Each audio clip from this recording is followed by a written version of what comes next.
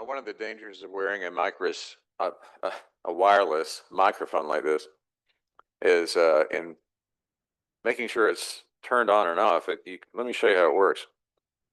There's a little button here, and if you see the green light, it means it's on. If you press this, if I were to press it, the light would go off, and it would be off. So it was about on page 3 of that anthem that I thought, did I turn it off? And I had not. So the people on Zoom got a little solo. You hear it with the bells? Oh, is it not loud enough? It's on. Okay, it's being adjusted right now. It's because we have such a big crowd. It absorbs the sound. Okay. Let me tell you about a guy who, I honestly, before I started working on this, I didn't know anything about. So it's a new story to me, but a gentleman named Francis Bellamy. Francis was born in Mount Norris, which is a town in western New York. He was born in 1855, and his father was a Baptist minister, and Francis became a Baptist minister too. He made his way to Boston as a young man, and being a writer as well as a preacher, in 1891 he took a job with a popular children's magazine. It was called the Youth Companion. Later on, it contained essays and articles for adults, too, written by people like Emily Dickinson and Mark Twain and Harriet Beecher Stowe. The original purpose of the Youth Companion was to encourage proper morals, good citizenship, and there was also some mild religious content. Never any political content, never anything scandalous. Just nice, pleasant, positive stories and crossword puzzles and other such innocuous stuff. The kind of magazine you'd find in the waiting room at your dentist's office. Francis worked in the premium department of the magazine, and the mission of the premium department was to sell subscriptions. In 1888, they hit upon the idea in the premium department to sell subscriptions by encouraging every school in the country to have an American flag. The deal was, if you subscribe to the Youth Companion for a year, we'll send you a flag. We'll send your school a flag. And it worked like gangbusters. They were on the vanguard of the popular movement at the time for every schoolhouse in the United States to have Old Glory hoisted up on a pole, proudly waving in the breeze. And they sold more magazines to boot. When 1892 rolled around, it also happened to be the 400th anniversary of Christopher Columbus landing in North America. So there were various commemorations going on. Statues of Columbus were going up in different cities. People really went crazy over this.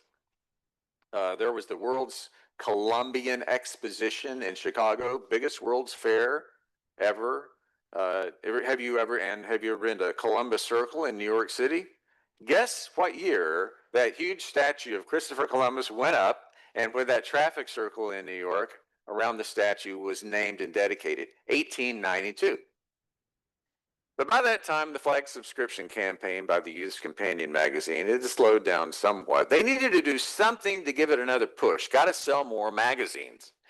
So the Youth Companion promoted the idea that on Columbus Day, October the 12th, the day when schools all over the country would be holding special commemorations about Christopher Columbus, something extra ought to be included. So they landed on the idea that a flag salute ceremony of some kind should be part of every school's official Columbus Day festivities. And of course, to do that, you would need a flag to salute. So why not get one by subscribing to the Youth Companion magazine? Also, the wording of this flag salute would need to be provided so that everyone all over the country would be reciting the same words at the same time. Can't have anyone improvising this sort of manufactured mass display of patriotism. So Francis Bellamy wrote what he called the Pledge.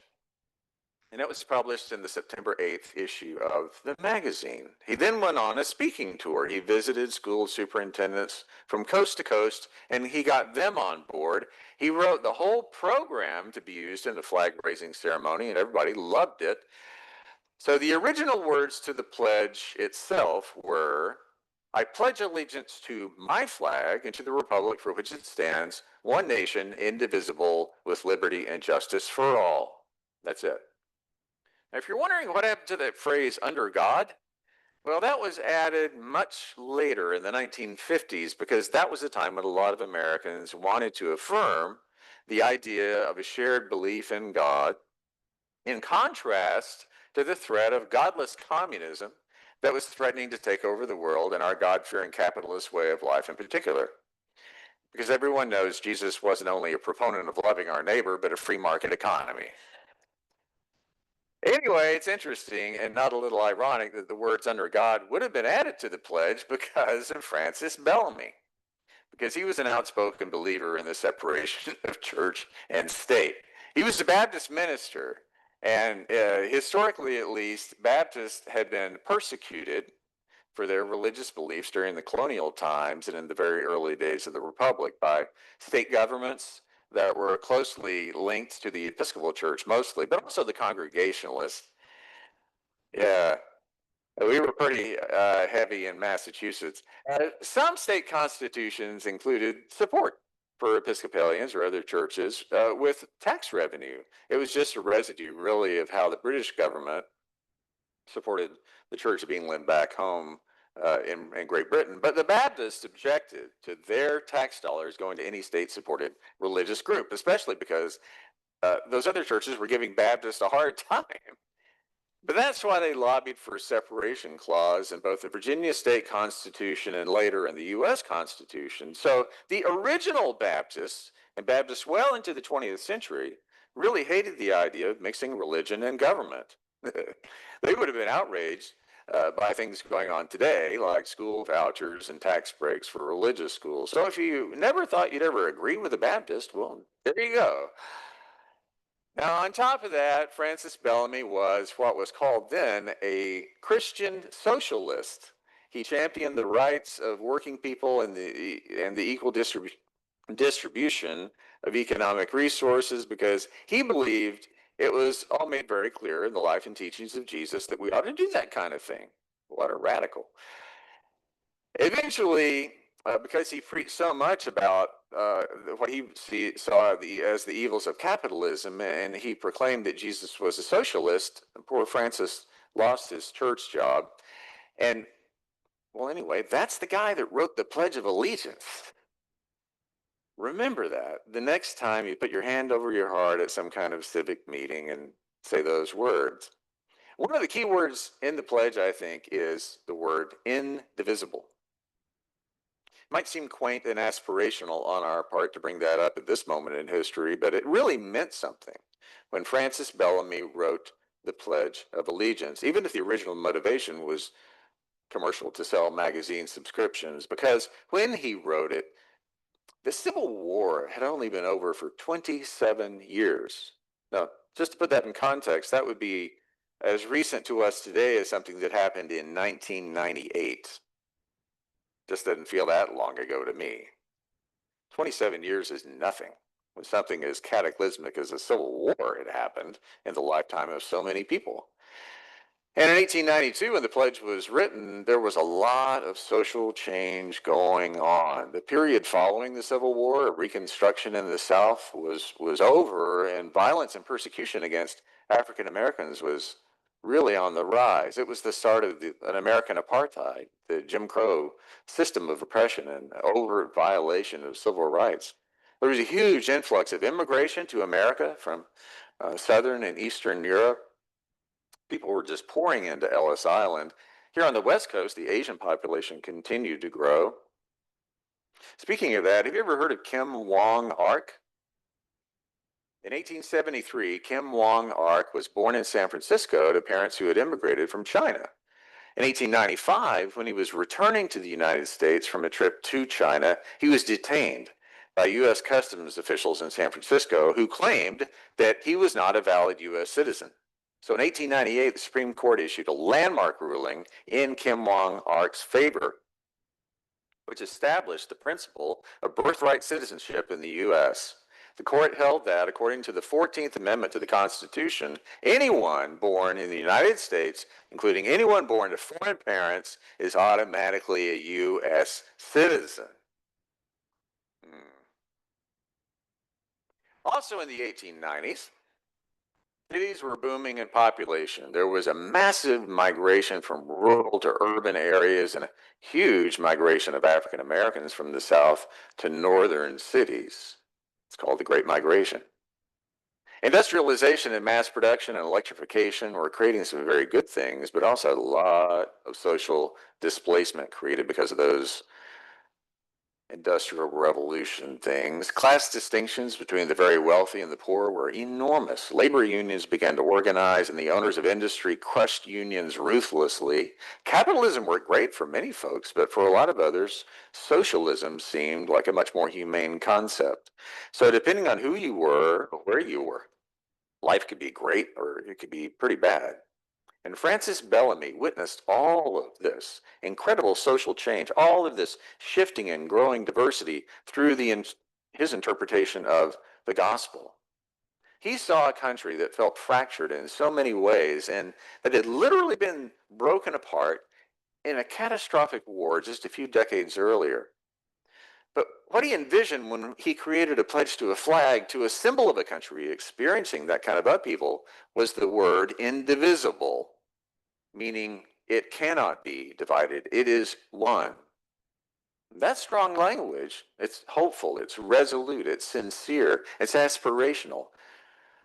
And I would say it's full of faith.